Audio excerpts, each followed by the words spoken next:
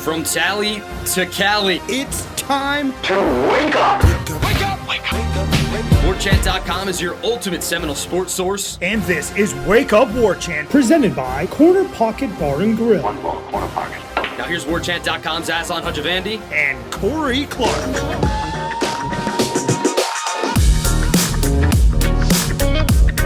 Wake up! What is up, everybody? It's Wake Up Warchant, presented by Corner Pocket Bar and Grill. Coming up on today's show, enjoying the success or pushing for more and a high nooner in Death Valley. Let's go. Wake Up Warchant, presented by Corner Pocket Bar and Grill. That's in Tallahassee, Florida, 2475 Appalachia Parkway. You can also visit it at cptallybar.com. Not the same experience, but you can place your order beforehand if you want to be efficient on the in and out, because that's the kind of operation they run. They'll get you in and out. But you should hang out for their lunch specials, weekdays, 11 a.m. to 3 p.m. But on Tuesdays, it's all day long. It's Taco Tuesday. Beef or chicken, hard shell, soft shell. All this soft shell sounds weird because the shell really shouldn't be soft. Just soft tortillas. You know how it goes, everybody. At the Corner Pocket Bar and Grill all day today, and then 7 o'clock, trivia night. Get out there, win some money, compete with the greatest minds in Greater Leon County. Warchant.com, your ultimate Seminole sports source, at the thumbs up. 5-star rating and review, please. We'd appreciate that. Corey Clark, will you be at trivia night later tonight? Yeah. Gonna try to get back to the winner's circle. It's been a minute, not because we haven't played well. It's just we haven't been at trivia in a minute. So hopefully we can get back to the winner's circle, buddy. Yeah, the Labor Day game and being on the road kind of threw a wrench into the plans. But now all the kids are back at my gym. Terrible on Monday at the gym. Just nonsense galore. I don't know. I don't even know if they have their gym membership at the Leach Center included anymore, because it was an absurd amount of kids. Just like, what are y'all doing? You're saying here? Kids, you're talking about college kids? Students, yeah. Like, what are y'all doing in my gym? Get out of here. What's the problem? Were they being obnoxious? Yeah, man, like just flexing in the gym, standing 2 inches next to the dumbbell rack, flexing. Like, I'm trying to get my dumbbells. They're in my little stretch spot because I'm an old man. I got to warm up my limbs. Right. I just, again, when I was in college, man, going more than 3/4 of a mile outside the university core was like, I'm not doing that. That's a hike. And, like, I'm in Midtown or whatever. Like, I'm 3-4 miles away from campus. I can't believe people drive to where they drive to go to the gym when it's like they have one for free. It's in your student activity fees. Right. I'll stop being the old man. You should have told them that. I know, I should have. People supporting you in your old man cause. I didn't even recognize or realize that the music was so bad at the game on Saturday, but people are tagging you in threads, citing your words to other people of great import at the university to try to get change created, Corey. So, well, that's good. I'm glad I could create change. Next up, again, is do something with the stats on that big screen. Like, it's crazy that – it's just crazy to me that in 1987 – I had more of an understanding of not a more understanding. I saw as it was the scoreboard lit up every time Sammy Smith had a 12-yard run, it would add to Florida State's rushing total. And then I could look. It's the second quarter. They have 109 yards rushing, 55 yards passing. They have 164 total yards. Look at all those little numbers. And now the stat package that they have on that huge video board is preposterous.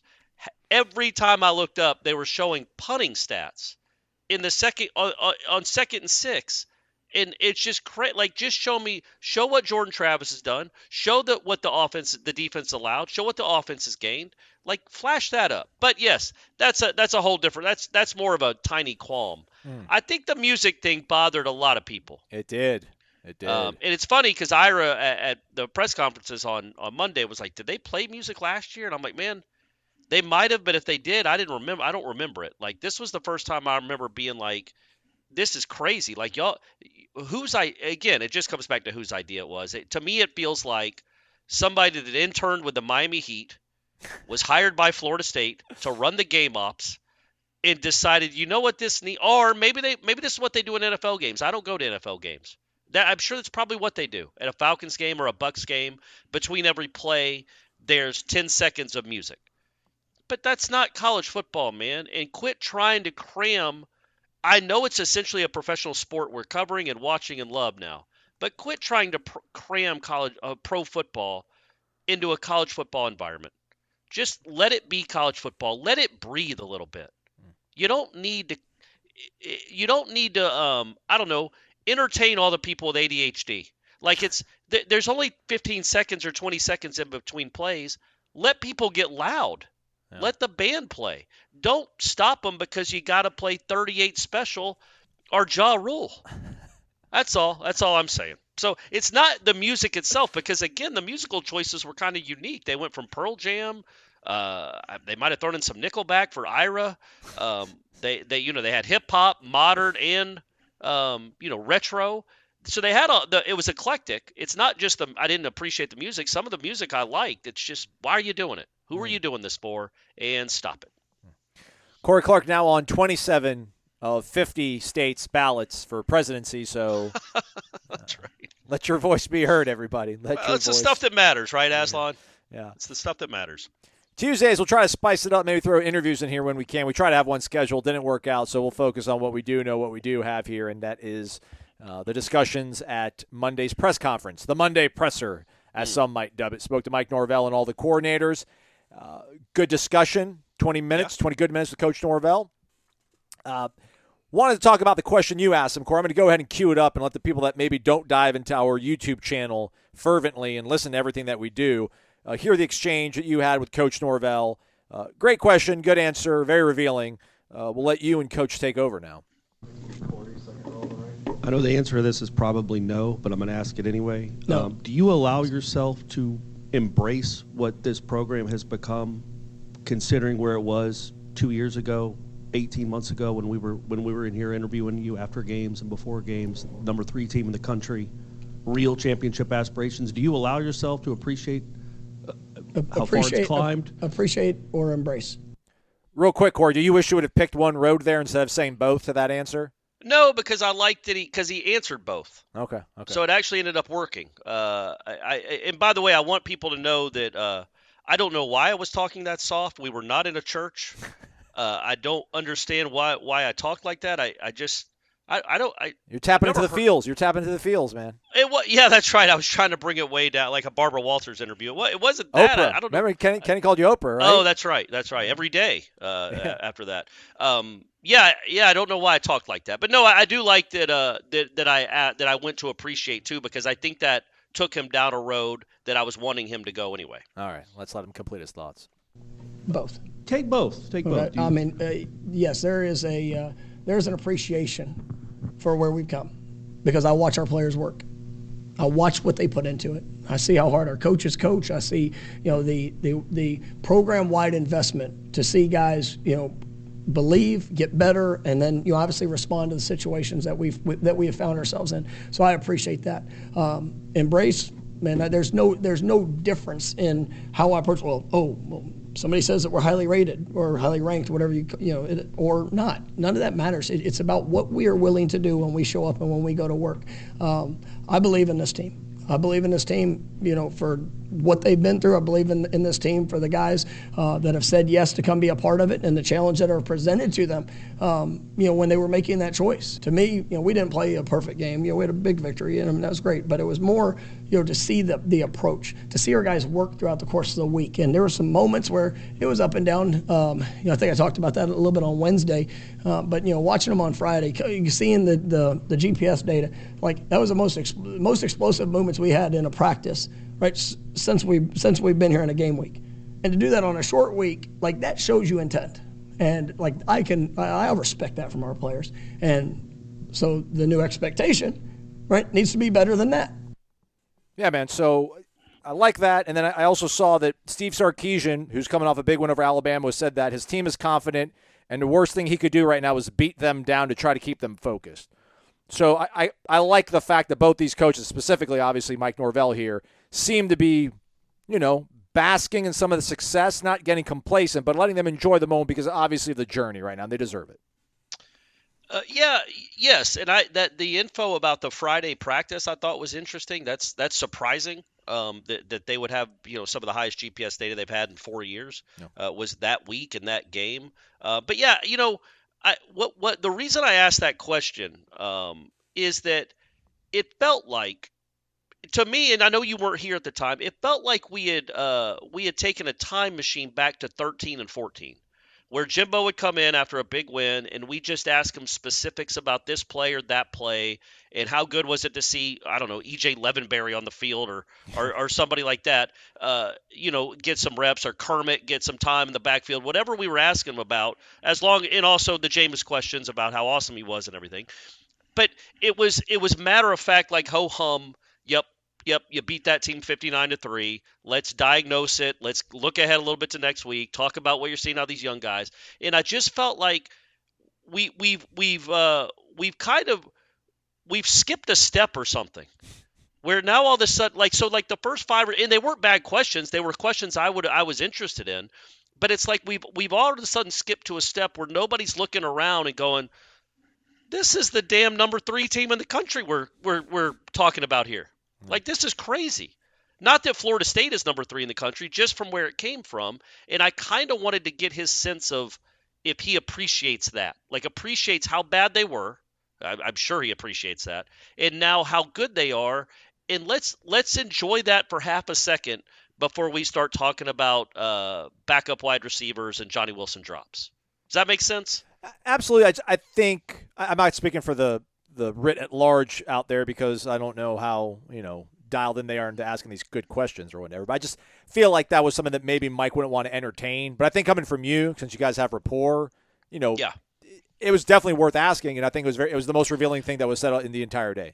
And I think he knows it comes from a good place. Like, I'm genuinely interested in that. I'm not trying to have a gotcha moment. Not that you could really have a gotcha moment for something like that. I'm not trying to have another viral moment like after the Louisville game a couple years ago. I was genuinely interested in and to see if he'd really give me a thought. That's why I prefaced it by saying, you're probably not going to answer this, but I just wanted to see what he'd say, if he could appreciate and enjoy and embrace where his team. I should have used the word enjoy instead of embrace. That was my problem there. If I could go back and redo it, folks, but we can't live our lives like that. But yeah, I do hope that because look, they do work hard, man. We watch it. We saw those practices after LSU. It was the same. And practice is hard. It's fun to be a Florida State football player when you're 2-0 and ranked number 3 in the country. But for those 2.5 hours, it's not all that fun. They're not having fun. So I wonder, so we know that for the rest of the year, these practices will not be fun. But are the coaches and the players enjoying where they are and enjoying how far they've come? And it's cool to see that he seems to.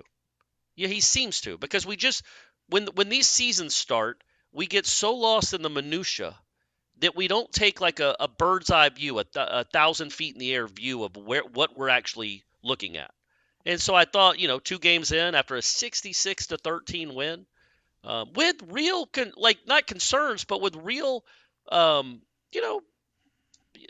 weren't perfect, real imperfections in a game where they won by 53 points. That's just, it's a crazy time we're living in. I promise I won't do this every week. If they beat Virginia Tech to go 5-0, I'm not going to be on here saying, guys, remember 2 years ago when they lost to Jacksonville State? Now they're 5-0. They're number 2. Can you believe it? I will stop doing this, I promise. But I haven't gotten quite there yet, because I really do want to enjoy it. I don't want to just race full speed ahead into hand-wringing about whether that player has to get better for them to win a national championship. I'm just really, really genuinely grateful that we are covering and watching the number 3 team in the country right now, in a deserved number 3 team in the country. Plus the timing, I guess, right? The biennial commemoration of the Jacksonville State debacle, I guess. So, correct. Is that a word? What'd you say? The biennial? Biennial? Is that a word? I don't know what that means. It's like bi-weekly. Does that mean twice a week or once every 2 weeks? Bi-weekly is twice a week. Bi-monthly is once every 2 weeks. Okay. So I don't know if biennial's twice a year or every 2 years. That's a great question, Aslan. Guys, look it up. Aslan, give him your email address, and you can find him on Twitter. Biennial, 2 years. So a 2-year anniversary is a biennial? Correct. Yeah. So then there's obviously a triennial? Possibly. All right. Okay. I don't know. English language is funny sometimes, right? It is. Yeah, triennial, consisting or lasting of 3 years. Okay. Yeah. All right. Well, there we go. So we're doing it. I like that we educate, too. We try. We don't just entertain and inform. We educate. That's what this show is all about. VitaminEnergy.com, promo code WarChant BOGO. That's WarChant, BOGO. Buy one, get one free. I was dragging the other day, Corey. Just dragging, man. I don't know how Ira's done it for so long. I don't know how you've done it for so long. I don't know how Ira's done it for so long. He's our are due everything, go everywhere. He'll be on a jet airplane to Boston. Listen, I'm still dragging from being up till like 4 in the morning in Orlando and then having to cover the game. I'm like, hey, idiot, you've got vitamin energy all over your house. Yeah. Shake it, take it, shook it, took it, went to the gym.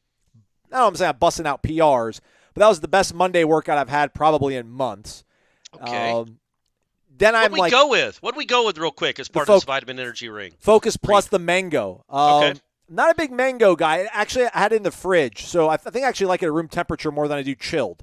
That particular flavor. But then I got home from the gym, and I'm like, man, today, Tuesday, is like my bulk trash pickup day. So I'm like, I've got all these weeds, all these leftover branches from Idalia that knocked over into I'm like, let me start picking all this stuff up. So I'm like, I'm going to start doing all that as well. All of it done. Knocked out some grocery shopping in between all that. Felt great. And I only took half the bottle. So I only got 130 milligrams of all-natural caffeine, not the 260 that's in there. And obviously I got no sugar, so I had no sugar crash.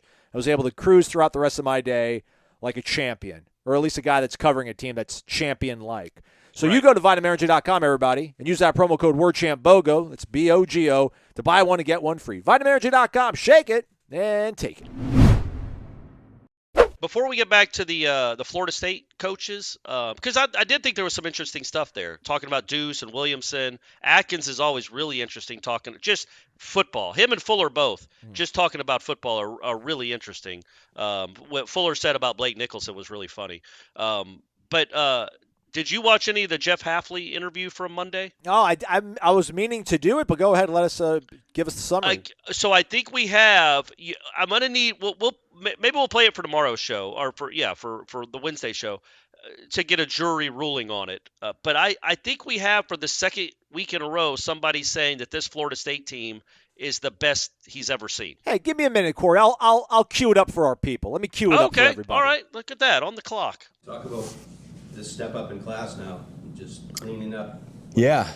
Clean up in Florida State.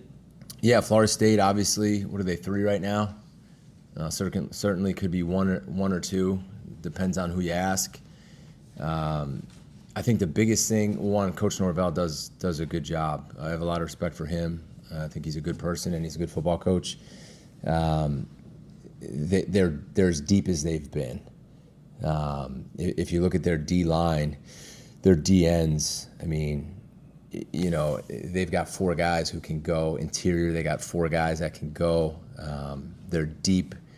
They're deep at wide receiver, as deep as they've been. Every time you turn on the film, there's a new guy who looks just as big and just as fast. They got depth at running back. Their O-line returns most of their players. And then the quarterback. He's just gotten better and better. It's a great football team. One of the best in the country. Maybe the best team that I've seen in a long time. All right, we're back, Corey. See? People want us, I guess, to embrace this more. Again, I just think that I'm going to go ahead and say that if you watched all the practices that we watched in 2013, I think you would feel what you feel now. So, why not just let it rip, man? Especially, again, with the schedule that they have. Yeah. And, man, again, it's all it all comes back to health. But if this team stays healthy, I know the game was 3 days ago now at this point, but not playing all that well offensively, playing literally 104 players is what Norvell said they 102, played. I thought. 102, sorry, 102. 102, once you get past 100, I can make up a number. Playing that many players, the offense kind of sputtering in the first half, still putting up 31 points, and then obviously 66 for the game. This, again, they might be the best team in the country. Doesn't mean they're going to win a championship. Clearly, there have been plenty of times, Florida State fans obviously know, there have been plenty of times where the best team in the country did not win a championship. But they might be the best team in the country, and again, it comes back to the depth and the experience. Because there are teams that probably have more NFL talent than Florida State. The one in Orlando might end up, when it's all said and done, having more NFL players on that roster than Florida State does. But they don't have as many 4-year and 5-year guys. I don't know if Jarian Jones is going to play in the NFL. I don't know if Greedy Vance is going to play in the NFL. I don't know if Fintrell Cypress is going to play in the NFL. Well, they're all good college football players. Same with the offensive line. Jeremiah Byers, he going to be in the league for 10 years? I don't know. Doesn't really matter for our purposes here in 2023. Same with Roddick. Those guys have played 40 games of college football. They're huge dudes. And to go along with Maurice, if you hope he gets back, Robert Scott, hopefully when he gets back, Darius, all these other experienced guys, it's just there's never been a team quite like this from a Florida State perspective, where you have stars, clearly. You have big-time stars. But you also just have everywhere else is legitimately good college football players, and a lot of them. So again, doesn't mean they're going to win all their games, doesn't mean they're going to win a championship, but it's going to have to be a crazy, crazy game, or you're going to have to play exceptional to beat this team if they stay healthy. And I think we're hearing that, right? Like, I've been doing this long enough, Aslan. This is the kind of stuff that you heard opposing coaches say in 13 and in 14. Like, this team is incredible. This is that's 2 weeks in a row the opposing coach has said something to the effect of, this is the best team in the country, or this is one of the best teams I've ever seen. No. That's 2 weeks in a row, and it won't be the last if they keep playing well. So just thought that was interesting. I look, that should be the end of the podcast right there. I really don't know how else to really transition from that, but it is the depth, but it's the top line talent that they have. And the fact that, again, that they've sputtered throughout the course of these 2 games, yet won them going away. I mean, I like the fact that he pointed out the game against LSU. Like, yeah, LSU muffed the punt, and but they couldn't score in the red zone. But it doesn't matter, because like you let this team hang around, they're gonna find ways to pummel you, and that's ended up what they did to LSU. So I do want to kind of use this weekend. I guess I'll watch a Georgia game closely, because everybody else, Michigan's playing Bowling Green, Ohio State's playing Western Kentucky.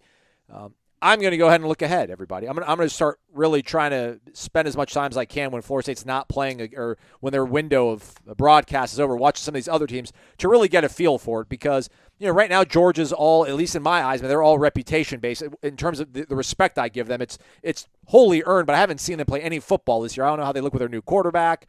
I know they still got Brock Bowers, and they lost a lot of guys on their defense, but it's still Kirby. Right. Ohio State's still trying to figure out their quarterback situation. I mean, I think they've made their pick, but the guy hasn't looked nearly as flawless as they hoped. And then Michigan's playing Bowling Green. I don't see if they can maybe put the hammer down on a team, but I am at the point now where I am so curious to see what these other teams that are ranked ahead of Florida State right now look like, because I've seen Florida State play 2 games now. I've seen them practice 30 times or whatever. Now it's time for me to kind of size up who's ahead of them and figure out like how the matchup would look, because I don't know, man. I'm not going to play the injury game. I'm not taking injuries for granted either, Corey. But every team can say that. If Brock Bowers goes down, Georgia's in trouble. If J.J. McCarthy goes down, Michigan's in trouble. So I'm not that you're fearing that. No, but the thought being, if all these teams across the country stay relatively injury free, I mean, I think Florida State's probably the best team. And I know you wouldn't have thought I would say that 2 weeks ago, but 2 weeks ago they hadn't beaten the brakes off LSU, and then in a short week pummeled a bowl team by 53 points. This is abnormal stuff. Now, there are tests left. One is a road game, and a sleepy nooner at that. That's the road games are tests, and that's 2 in a row you got coming up. Now, obviously, Death Valley won't be sleepy, but that is a noon game, and you've got a noon game at Boston College. So you've got I thought that was an apt comparison you said in yesterday's show. It's like a dress rehearsal. Yeah. So you go up there and you take care of business against Boston College, and then, man, I am as long as you get through there, I'm really looking forward to that Clemson game. I just want to see how this team responds, because there's a part of you. Obviously, there's a chance they could lose to Clemson. I don't think they won't be shocked. more than I'd be so shocked. I know you would. I would not be shocked. I would be very disappointed unless craziness ensued and there was a reason for the loss, like just ridiculously bad luck. I would be very disappointed. But they'll probably be, I would think, depending on what happens in Boston, if they take care of Boston College comfortably, they're probably going to be like a 5 or 6 point favorite in that game. So that meaning nobody is going to expect Florida State to go in there and win by 28 points in Clemson. That 2013 probably won't happen. I do want to see how they respond to that moment, though. They've responded to the big stage in Orlando. They passed the test about a short week against a capable team in Southern Miss. They've got another test coming up with Boston College on the road, maybe horrible weather, depending on what that hurricane does out there. We'll see how they do with that test. And another test is playing a rival that you haven't beaten forever. There are expectations and weight that come on that. How will they handle that? And then I think after that, I don't know that there's a – I mean, there's a – Miami might be a test. At Pitt will be a test. But I think Clemson is the biggest test left because of who it is and where it is and what it says about your team if you go out there and play well in Death Valley. You will be most people's pick to be a playoff team. And I'm telling you right now, like it's 2 weeks in. So they show these on Twitter. You see all these matchups of like if the season ended today, who would Florida State play today? If they're the 3, they'd play Michigan. Yeah. Yeah, no worries. No worries. Like you could lose to Michigan because Michigan's good, but you are not scared about anybody in this country. You are not scared to play anybody in this country as your team is currently constructed. For heaven's sakes, Jaheim Bell didn't do anything in that last game, and he's awesome. Johnny Wilson. I mean? Yeah.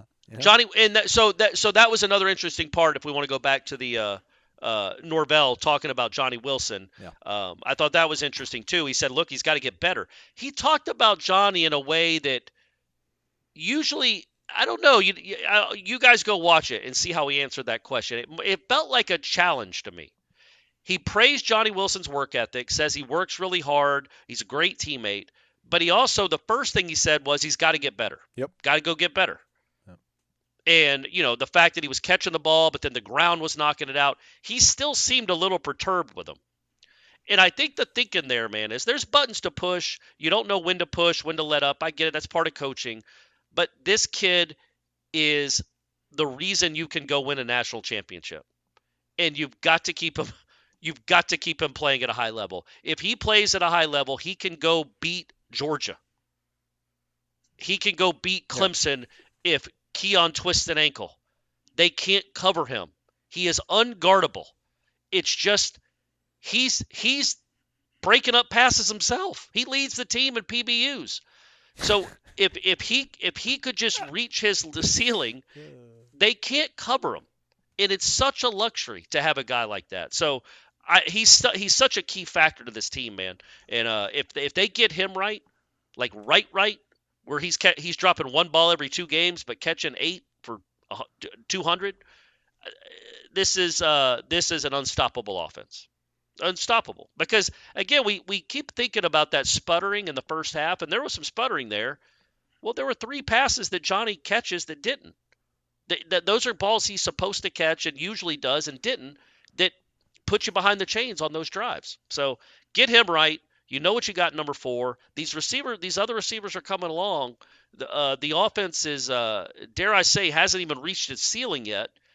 Maybe not even close to an efficiency standpoint. And they're averaging 55.5 points per game.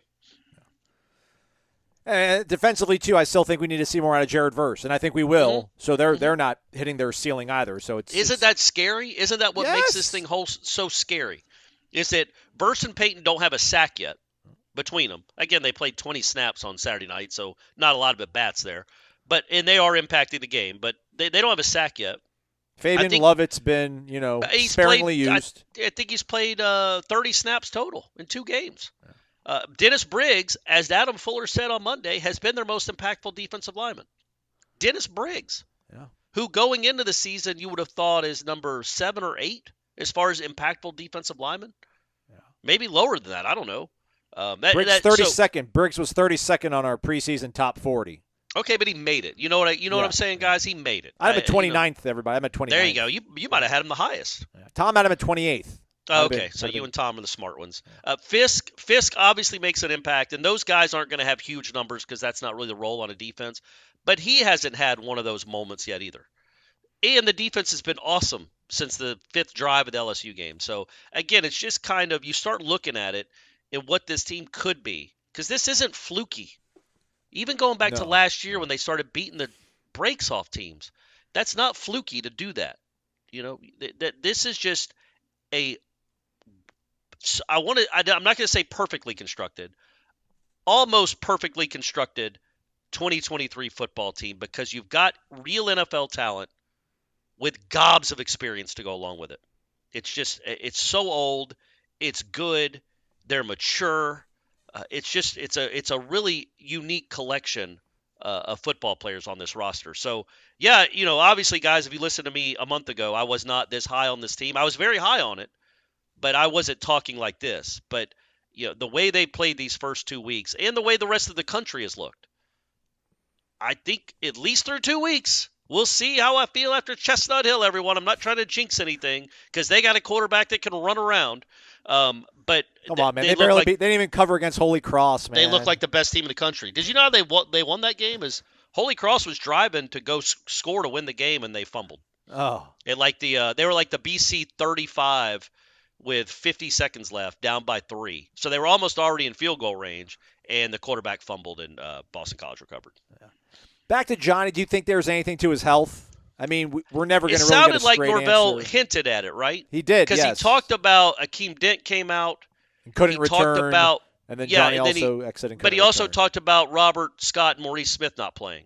And then, but he said about Akeem and Johnny, like they both left the game and could not return. Something like that. But I thought he mentioned it in the context of also Robert Scott and Maurice Smith not playing or trying to get them back.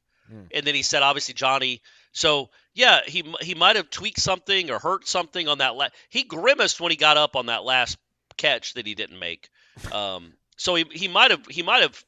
He was grimacing, but he, like Ira said on the sideline, he seemed like he was in pretty good spirits when he showed up on the sideline. So yeah, I think, and also the way the game was going, and quite frankly the way he was playing, there was no need to run him back out there. But there is going to be a need in Death Valley to run him out there. You're going to need him. He is a get out of jail free card. He is a guy that you just can't defend. 3rd and 12, you can throw it up to that dude. Pretty good chance he'll come down with it. So they need him for the big games later in the year. So you hope if it is an injury, number one, we couldn't talk about it. Well, we can talk about what we see on the field in a game. Yeah. But if we see something later this week, obviously we can't talk about it publicly. But you just hope he's right for the games that truly matter. And you absolutely hope this game on Saturday, you don't need Johnny Wilson to be a Superman to go win this game. Yeah. Maybe we'll have we'll have code language, or maybe we won't talk about him, and maybe that'll be the hint to everybody if we're not talking about a guy that he's not available, possibly. But I don't think it's the case with him. I'm more concerned about Akeem. But again, man, Mike is so forthcoming when you ask him questions along the lines of what you asked him, but he's never going to be forthcoming when it comes to talking about injuries, and that's fine. That's his thing. I mean, listen, I think about the way he would talk about Winston Wright last year. We're all like, oh, is he maybe close? And then it was like, right. And then Winston Wright's like, yeah, man, we pretty much talked in October and decided to shut it down. And we're like in November, like, hey, could we see this guy? He's doing all right. Yeah. So I don't think we'll get to really a clear picture on Akeem, but I do think the fact that he brought up Kentron, though, made it sound like he might be close. You know what I mean? Like people have been asking about Kentron. I love Kentron, but that doesn't move. But we didn't even ask about him. He just brought him up. Yeah. Well, I think to detract from us talking about the other stuff, I think that's his way of doing it. Maybe, but I do think that Kentron, if he gets back, man, to what he was in the spring, because Keon wasn't here in the spring.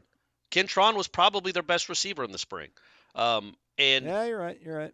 He's better than Deuce right now. Deuce has probably more upside because he's 6'5" and can run like a deer, but and can throw like Johnny Unitas. But I think Portier's a good player, man, and that is another body to throw into that mix where they got, the way Hakeem is coming along, they've got a ton of weapons out there, which is good because hopefully you don't need. Again, Keon had to do what Keon had to do against LSU. Yeah. Those are plays that nobody else on the team makes, and obviously the way he leapt over that kill in Southern Miss, that was a big play, by the way. I forgot that was like a 3rd and 15 play. When the game was still kind of close, and for him to shake the first guy and then leap that was obviously a big play. They scored 2 plays later, but maybe the next play. But Keon does things that nobody else can do. But Portier's a good college football player, and he was ahead of these guys. The guys that you're seeing in second string now, Darian and Deuce, he was ahead of them for a reason. He's better than them. So if he can be healthy and get 100% healthy. Well, that's another weapon because I do like Williamson and Spann. Those guys have been nice. They had nice games. They're actually going to be contributors on this football team. But just imagine how good this offense has been, and then you might be adding your 3rd best receiver. Yeah, I tell you, I wasn't meaning to slight Kentron. I just think that right now, like Keon and Johnny, even despite Johnny's struggles here, I still think are so much ahead of everybody else behind them that I'm not too concerned about depth at that spot right now, but It certainly wouldn't hurt. And then to your point, you're right, man. We felt really good about Kentron coming out of spring. he gets banged up or whatever he's been dealing with here, so we haven't seen him. And who knows, maybe that lights a fire under Johnny, or if Johnny cannot be trusted, then maybe Kentron can step in there. And it's a good option, right? Like Absolutely. if Johnny just if whether it's an injury that sidelines him for a good bit, or hopefully he doesn't get the yips.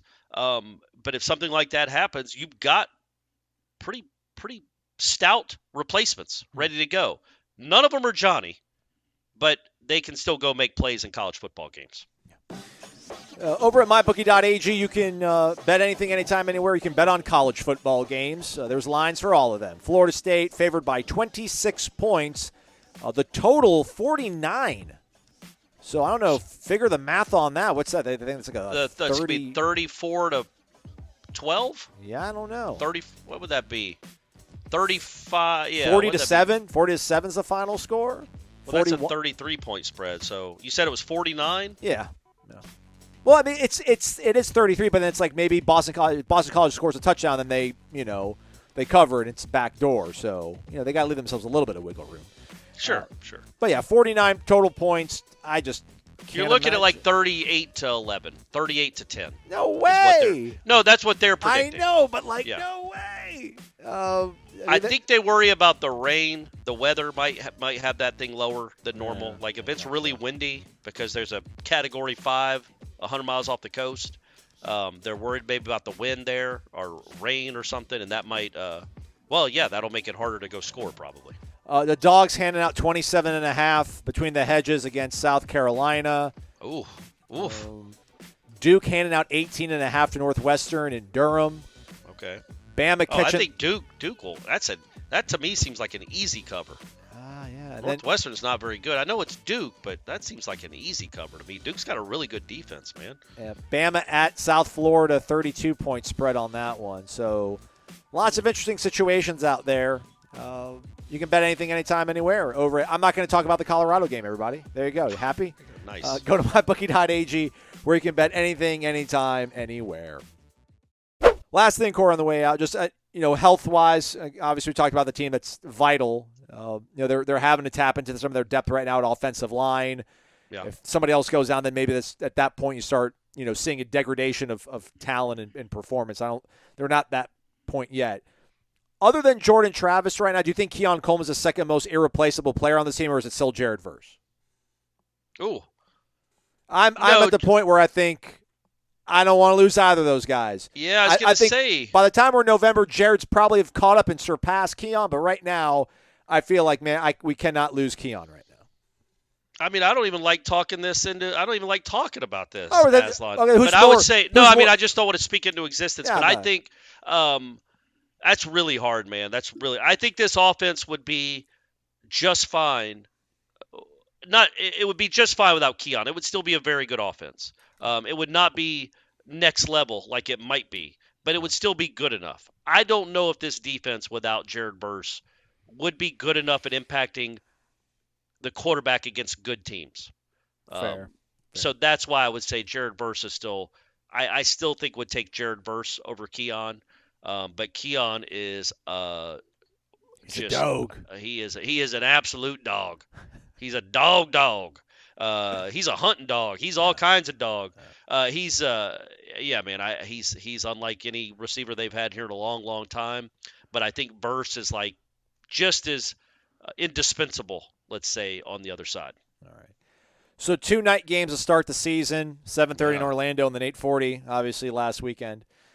They go noon, Boston College, on the road. Clemson. Noon, Clemson. That's their fault, not ours, everybody. And then Colorado plays Oregon at 3:30, and then I think, 7:30 is Notre Dame at Ohio State, or vice versa? Is it I would have thought – I don't know what ESPN's going to put at the 8 o'clock window. But, I would have thought Florida State Clemson might be 8 o'clock because the other – there's 3 marquee games that weekend. It's Florida – and maybe Florida State Clemson doesn't count because Clemson's not ranked, but it counts. It's Florida State Clemson. It's a huge deal. People want to see if Florida State is for real. That's that environment.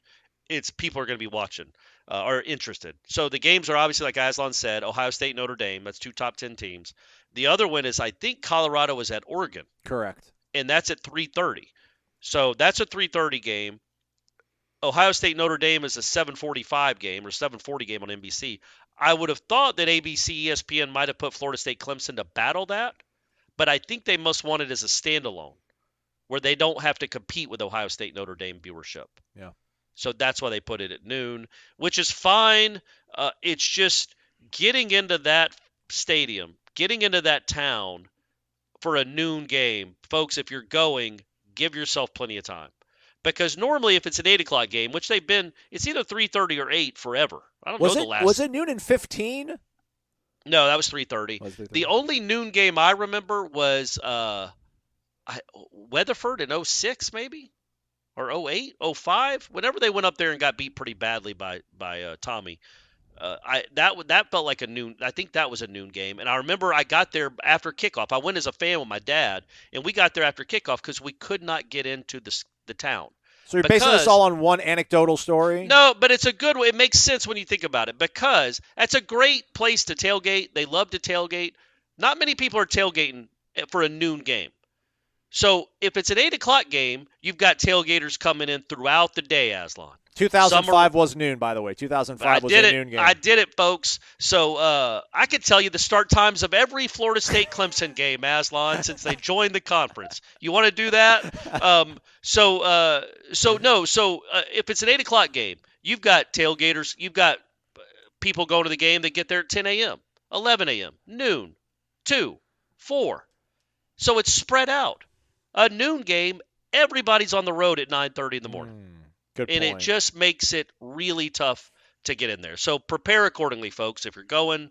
And luckily, you're allowed to rush the field whether Florida State wins or lose because that's how they roll it at Clemson. Hey, before we go, though, and by the way, do you think that's good or bad to play them at noon? I think it's fantastic because I was trying to say, like, your first 2 games were night games. Yeah. And then these next 2, you're on the road at Boston College at noon. You're on the road Clemson noon. Like, you have that muscle memory. You're synced up. And, yeah, man, I'm not going to call it a sleepy noon game because it's Death Valley after all. But, yeah, not that I would be scared to play them at night. But, no, I think this schedule is getting – it was awesome to start with, and it's getting even better with these kickoff times. For a road game, and especially in that place, because if any of y'all have been to that place, it does get incredibly loud. And it gets incredibly loud whether it's a noon game or an 8 p.m. game if they're playing well. But obviously, you guys know, you're college football fans. It's a different energy for a noon game than it is 7:30 or 8 or even 3:30 when it gets to be, those 3:30 games where by the fourth quarter it's dark and it's energetic and it's all juiced up and lubed up. You don't get that for a noon game. But that doesn't mean, obviously it doesn't mean they're just going to walk in there and win or they're going to be quiet. It's not going to be a library, but it is going to be, the lowest volume that you could expect from a Clemson crowd trying to upset the number 3 team in the country. They have not been in this position as a home underdog to Florida State in a good long while, and they would love nothing more than to knock Florida State off this magical run they think they're about to have. So it'll be an engaged crowd, but it won't be a nighttime crowd. We all know what that means. It's 10 hours less of drinking and hooting and hollering. So that's that actually Florida State couldn't have asked for anything better when it comes to that for sure. Yeah. Was there one thing you want to ask on the way out? Oh, yeah, but on the way out, the Adam Fuller thing I thought was really intriguing. He talked about Blake Nicholson. And, we talk a lot about the starters, and, well, actually we don't. Tatum Bethune and Kalen DeLoach have been pretty darn good to start the year. The whole starting unit has been good, like I said, since the 5th drive against LSU. But when you talk about these programs again, man, I think that's why Mike Norvell and Alex Atkins were so quick to bring up Vandrevius Jacobs and Hakeem Williams. And Adam Fuller brought up Blake Nicholson. Maybe he was asked about him. But, Nicholson is a true freshman who came in basically as a high school running back. He played linebacker, but he was an offensive skill player. And Fuller said that there hasn't been a more improved linebacker on the team in the last month than him since they got back from Jacksonville. And he said because there were a couple of practices early on when Nicholson came over to him and asked him a question. And he gave him the answer and then walked away and goes, oh, boy, we got a long way to go. Well, I remember the first few practices watching him, period. I'm like, all right, like maybe at some point, but not now. He didn't look like he belonged in the 3 or 4 deep. Yeah. Like he wasn't making plays, number one, but he didn't look big. He looked a little too small, a little too slight for that position. I think he's continually added some weight. He's bigger. He looks like a real linebacker now, and you saw that athleticism on that play where he almost picked off the pass, and he led the team in tackles. And again, that goes back to there's a lot of dudes leaving next year, gang. It is an exodus. There are, I don't even know how many of the two. I don't even want to look at it. A ton of the two deep is leaving next year. And that's why these games, these Southern Miss games, hopefully you hope Boston College can turn into this a little bit, where you get to play these young guys a lot. Because Conrad Hussey is going to matter next year. Edwin Joseph is going to matter next year.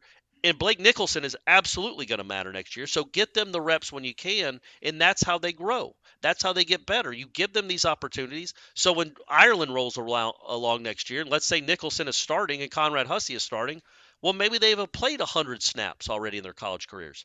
That was one of the secret sauces in the 90s, man, is that Florida State was so much better than everybody else that all those true freshmen and redshirt freshmen that were not a part of game-winning, they weren't on the two deep, they got a ton of experience. So by the time it was their turn to play football at a high level in meaningful plays, they had played a bunch of football. They weren't just thrown out there like Darius and Maurice and Robert Scott were 3 years ago. They got time to learn and to play and to look at film and get better. So, yeah, I just think that's something that I want to track as this season goes on. If they continue to win games, that's obviously great. That's what you want. It lets your best players rest, but it also gets these young players so much experience, and that's invaluable as you're trying to sustain what is now, Aslan, a top 3 program in the United States. And 13 had that same luxury, but I feel like the freshmen they have now seem to be more ready. That's a good point, Aslan. What was so? Who were the guys in 13? I was trying to think. Like I think it was like the EJ Levenberries, was it not? Yeah, it was the Jackson kid, the linebacker. I think he ended up becoming an MMA fighter. Oh, that's Reggie Northrup. That was Northrup. That's who I was thinking of. I'm sorry, I don't know where Jackson came from. He would get on the field, but like what hurt that year to me was there was no backup quarterback. Trickett had left. Coker was leaving. So there was no real person that you got real game reps that mattered. So that didn't help. And then, yeah, it's odd. Like, who were the wide receivers didn't really take off. There weren't and on that 13 team I'm talking about. Yeah, I mean, Kermit was a true freshman, but we didn't see a lot from him. Ryan Green was the running back. He was buried on the depth chart. Yeah, never played really. Yeah, so. Yeah, it's interesting. I in the defense, I'm sure there were some guys clearly, but I don't think those guys really they didn't take advantage of every game being over at halftime. Yeah. Like they tried to. I'm not saying Jimbo played his starters too long. Yeah. He didn't. I'm just saying that those backups didn't end up materializing into incredible. Many of them didn't end up becoming even starters for Florida State, or especially good ones. Right. Really last thing. It kicked off at 12:03 in 2005. It ended at 3:36 p.m. So a lapse time of 3 hours, 33 minutes. Over under 3 hours, 33 minutes next Saturday in Death Valley, Corey. Under. What? Under. Hey, you asked me. I mean, I think it's going to be close. I'm taking the over. I think it's going to be close, but I think it'll be like 3:21. What was that final? Was that 35-14? Yeah. Yeah. Well, all the great games I remember. And I think Florida State was up, right? Or tied? Yes. At half. Yeah. They ripped off 14 consecutive points in the second quarter to tie. Do you know how they scored their touchdown? Was it a blocked punt? It was. Okay, there we go. It's all coming back to me. It was on the opposite end of the field. They blocked a punt there. I do. So they only had one touchdown, so they went for 2, right? Correct. That's right. Yeah, that was Yep. That was another Jeff Bowden special. That was not the Chicago Bears 85 defense that Clemson had, by the way, either. And they managed one whole touchdown. Yeah. Chancey Stuckey, James Davis. Touchdowns, pair of touchdowns each for those guys. Yeah. So. Yeah. But hey, it was 59 degrees and sunny that day. We can only hope. But it was November 12th. That was November. I was later that was in the middle of their losing streak in that season. Yeah. But then they rallied up and beat Virginia Tech and won the ACC, baby. Yeah. So. Look how far we've come, everybody. Look how far we have come. Absolutely. Headlines later today, 1 to 3 o'clock, YouTube, Warchant TV, as well as 93.3 FM terrestrial radio in Tallahassee. But I'm sure you can find it on one of those radio apps and listen to it that way as well. We'll be out at practice, interviews, footage, all that sort of stuff over on the website. And we probably have a Renegade Express thread up. So get involved in that. That'll probably be part of the Wednesday show, a little of the Thursday show, and then your Friday show will be adapted from our Thursday live 6 p.m. show on YouTube. So there is your schedule of Wake Up Warchant for the week. Thanks for being here.